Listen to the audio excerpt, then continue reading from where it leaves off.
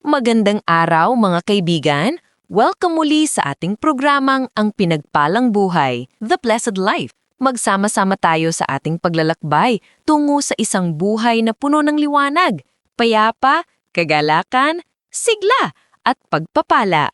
Ako si Atlas, ang inyong host. Ngayong araw, pag-uusapan natin ang isang bagay na madalas nating gustong paniwalaan, pero minsan mahirap isabuhay, ang magtiwala sa proseso. At syempre, kasama ko rito ang aking kaibigan at co-host, si Echo. Magandang araw, Atlas, at magandang araw sa inyong lahat. Totoo, ang pagtitiwala sa proseso ay isang aral na alam natin, pero kapag tayo na ang nasa gitna ng paghihintay, kapag parang walang nangyayari, kapag pakiramdam natin na huhuli na tayo, doon nagiging mahirap ang pagtitiwala. At doon din mahalaga ang pag-unawa sa galaw ng Diyos. Sa buhay natin, lalo na sa modernong panahon, gusto natin lahat mabilis. Mabilis na sagot, mabilis na resulta, mabilis na pagbabago. Pero ang mga pinakamahalagang bagay, healing, growth, maturity, confidence, character, hindi yan minamadali. At hindi rin yan agad nakikita. Minsan, ang pinakamalaking pagbabago sa buhay natin ay nangyayari sa loob. Tahimik, dahan-dahan, at hindi pa natin napapansin. At madalas, ang kabagalan ng proseso ang nagdudulot ng duda. Lord, gumagalaw ka pa ba? Panginoon, may patutunguhan ba ito? Bakit walang nangyayari? Pero ang Diyos ay hindi pa bigla-bigla.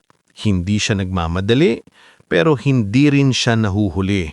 Ang oras niya ay laging tama at ang proseso niya ay laging may layunin. At para maipaliwanag ito ng mas malinaw, may kwento tayong dala. Ito ang kwento ni Myra, isang young architect na nakatira sa isang abalang lungsod. Puno ng busina, liwanag, deadlines at pressure. 3 taon na siyang nagtatrabaho. 3 taon na rin siyang naghihintay ng big break. Pero sa totoo lang, iba ang nangyayari. Paulit-ulit na small tasks, paulit-ulit na revisions, paulit-ulit na errands. Walang malaking project, walang promotion, at walang pumapansing progreso. Isang gabi, pauwi siya sa office. Napadaan siya sa isang malaking construction site. Matagal na itong binubuo, pero parang walang nagbabago.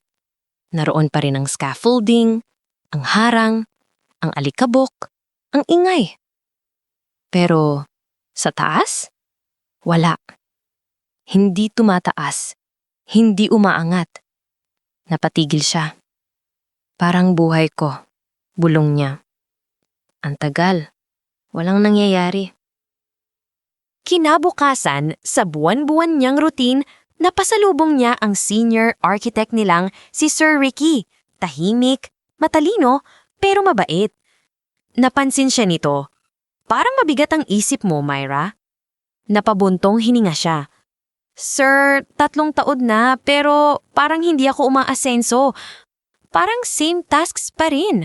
Wala man lang progress. Tumingin si Sir Ricky sa bintana. Tanaw nila ang parehong construction site. Sabi mo, parang walang nangyayari sa building na yan, tanong niya. Tumango si Myra. Ang hindi mo nakikita, sabi ni Sir Ricky, ay yung ginagawa nilang pundasyon. Tahimik si Myra. Alam mo ba, patuloy niya, na bago tumayo ang unang palapag, ginugugol nila ang buwan-buwan para palakasin pang ilalim? Ang beams, ang pillars, ang steel frames. Mas matagal pa ang hindi nakikita kaysa sa nakikita. At parang may liwanag na biglang sumindi sa isip ni Myra. And sometimes, dagdag ni Sir Ricky, when nothing seems to be happening on the surface, that's when the most important work is happening underneath. Kinagabihan, napadaan ulit si Myra sa construction site. Wala pa ring nakikita, pero iba na ang tingin niya. Siguro, bulong niya, hindi ako stuck. Baka tinatatag lang ako. Lumipas ang mga buwan. Hindi biglaan, hindi dramatic, pero step by step, nagbago ang buhay niya. May bago siyang responsibilities. May pagkakataong ipinagkatiwala sa kanya. May skills na na-develop niya dahil sa years of slow growth. Isang araw, tinawag si Sir Ricky. Myra, may first floor na ang building. Tingnan mo. At nang tumayo siya doon, halos mapaluha siya. Matagal siyang naghintay, pero ngayon, isa-isang lumilitaw ang pinaghirapan. Ang building na dating puro ingay at alikabok, unti-unti nang tumatayo. Muling naalala ni Myra, hindi pala ako pinababayaan. Hindi rin pala ako naiiwan. May ginagawa si Lord sa ilalim na hindi ko pa nakikita. At sa araw na iyon, natuto siyang magtiwala. Hindi sa bilis, kundi sa proseso. Ang ganda, Atlas. At siguro maraming nakikinig ngayon ang nakaka-relate kay Myra. Sa trabaho, sa career, sa relationships o kahit sa sarili. May mga panahon na parang wala tayong nakikitang pagbabago. Pero gaya ng building, ang pinaka-importanting proseso ay nangyayari hindi sa taas, kundi sa ilalim. Hindi sa mga nakikita, kundi sa mga hindi napapansin. Totoo. At baka ikaw na nakikinig ngayon, pakiramdam mo na uubos na ang oras mo, naiiwan ka na, nauunahan ka na ng iba. Pero baka hindi ka nauunahan. Baka ibang foundation ang hinahanda para sa'yo. Hindi lahat ng mabuting bagay mabilis. At hindi lahat ng mabagal, walang kwenta.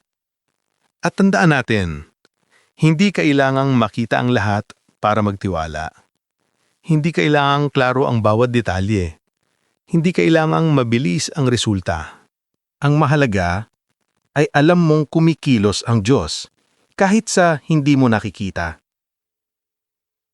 Tayo'y manalangin. Panginoon, turuan mo po kaming magtiwala sa proseso. Sa mga panahong parang mabagal, sa mga panahong may duda, sa mga sandaling hindi namin makita ang nangyayari, hawakan mo ang puso namin. Patatagin mo kami gaya ng pundasyong hindi nakikita at tulungan mo kaming maniwala na sa tamang oras, sa tamang paraan, iaalay mo sa amin ang bunga ng aming paghihintay. Sa ngalan ni Jesus, Amen. Kung nakaka-benefit at nabibless kayo sa ating programa, inaanyayahan namin kayo na mag-subscribe sa channel na ito by pressing yung subscribe button sa ilalim ng video nang sa gaon kayo makatanggap ng mga notifications sa mga bagong labas na episodes. At dahil na-bless kayo, hinihikayat din namin kayong i-share itong video na ito sa mga taong palagay ninyo ay nangangailangan ng mensahe ng episode na ito by pressing yung share button at nang sa ganoy, makatulong ka sa mga kaibigan at minamahal mo sa buhay. Maraming salamat sa pakikibahagi ng inyong panahon dito sa Ang Pinagpalang Buhay, The Blessed Life. Kung nasa panahon ka ng paghahanda, hindi ka nag-iisa at hindi ka natatapos, nagsisimula ka pa lang. Magtiwala ka. May ginagawa ang Diyos sa ilalim, sa puso mo, sa isip mo, sa buhay mo, kahit hindi mo pa nakikita.